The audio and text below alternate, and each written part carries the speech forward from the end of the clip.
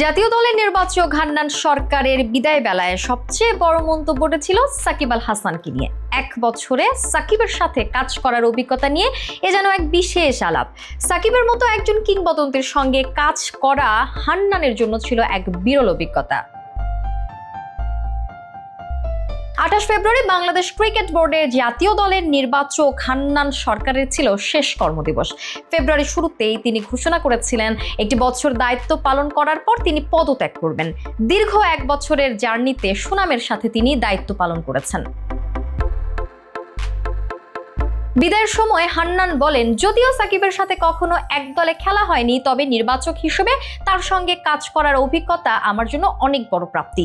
হান্নান জানান, সাকিবের সঙ্গে 1 বছর কাজ করার সুযোগ তার কাছে এক অনন্য অভিজ্ঞতা ছিল। তিনি বলেন, আমরা কখনো একসঙ্গে খেলিনি, কিন্তু 1 বছরে জাতীয় দলের নির্বাচক হিসেবে তার সাথে কাজ করতে পারাটা আমার জীবনের সেরা অর্জন। তবে সাকিবের আন্তর্জাতিক ক্রিকেট থেকে বিদায় নিতে না পারা এক বড় ধরনের ব্যর্থতার অনুভূতি তৈরি করেছে তার মধ্যে। হান্নান বলেন, সাকিব আল হাসান এমন একজন ক্রিকেটারের সাথে কাজ করতে পেরে আমি গর্বিত। তবে একটা দুঃখবোধ রয়ে গেছে যে সাকিবের বিদায় ম্যাচটি তার দেশের মাটিতে হতে পারল না।